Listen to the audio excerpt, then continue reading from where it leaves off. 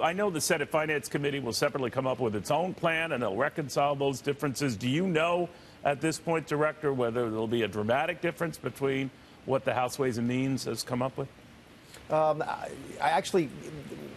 I get the gut, Neil, that there's not going to be dramatic differences. That's why that framework that we put out about 8 weeks ago was so critical, because what that was a list of major principles that everybody agreed on. That was the House Republican leadership, Senate Republican leadership, and the White House. And the fact that we were able to hammer out those big issues before that legislative process started really is what gives me that confidence to say, look, there's going to be some disagreements between the House and the Senate, but not on the big stuff. The BAT, for example, is gone. The corporate rate is now 20%. Those big set pieces are established, and you're going to have disagreements on the smaller stuff. But again, I think the basic principles are set.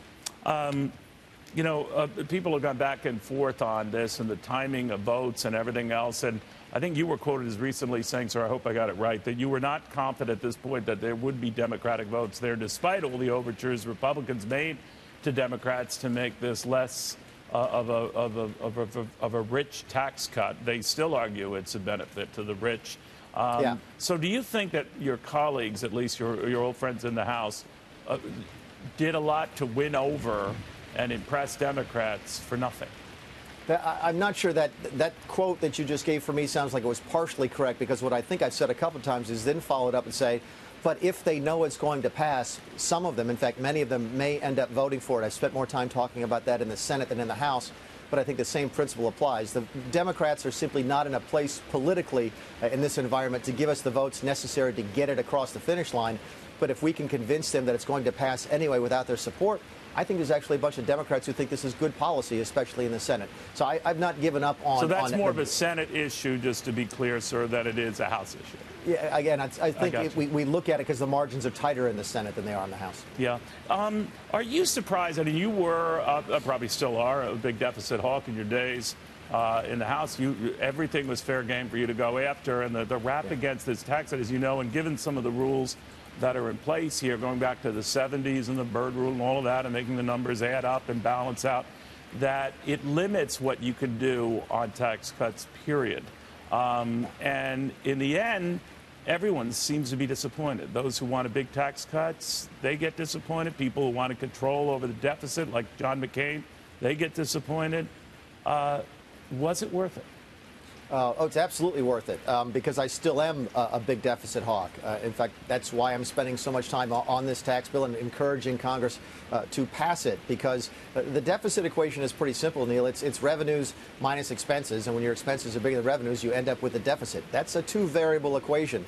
We've tried very hard. But you'll still have a deficit with this one, right? At a minimum, $1.5 trillion more, right? Well, we talk. I don't think that $1.5 trillion number is right. In fact, I think even Senator Corker, another big deficit hawk, will tell you that $1.5 trillion number is just it's a smoke and mirrors number. But the bottom line here is that there's two moving pieces: spending and revenues. We've tried very hard in this administration to draw attention to spending. The House and the Senate, in their wisdom, chose not to take most of our spending reductions, so that leaves us focusing on the revenue side. We need to grow the economy, make you richer, make the middle class richer, make the poor richer, so that the government also gets richer and drives up those revenues. So that's why I'm doing it, because that's why I'm so focused on taxes, because I need the growth to help reduce the deficit. The timetable they have, as you know, is to try to get this out of the House by Thanksgiving, out of the Senate, and signed by the president by Christmas. Still doable? Yeah. In fact, I think I heard that Senator McConnell was threatening to bring the senators back the Saturday after Thanksgiving. I will buy your turkey if that happens. But in all seriousness, I do think we're still on schedule. Go back a couple of weeks to where the House accepted the Senate version of the budget without any amendments. That actually saved us between 10 and 12 days, depending on how you want to count. So that helped a lot. So, yeah, I think we're still on schedule for the House to vote before Thanksgiving, the Senate to vote shortly after that. So both houses passed their separate bills before December. That allows the conference committees to start working out those differences before Christmas. Maybe they don't need a lobby to, whine on their behalf or cry on their behalf. But, the top 1%, the very rich, they're ticked off, and they feel that they've been very loyal supporters of the president, his policies, and Republicans in general, and they feel they got the shaft on this thing. What do you say? I guess it depends. Here's what I tell folks is that when I go on your network, folks accuse me of raising taxes on the rich, or us, as in our proposal. I go on other networks, in fact, just about any other network, and they accuse us of cutting taxes dramatically on the rich. It sounds like we're right in the center.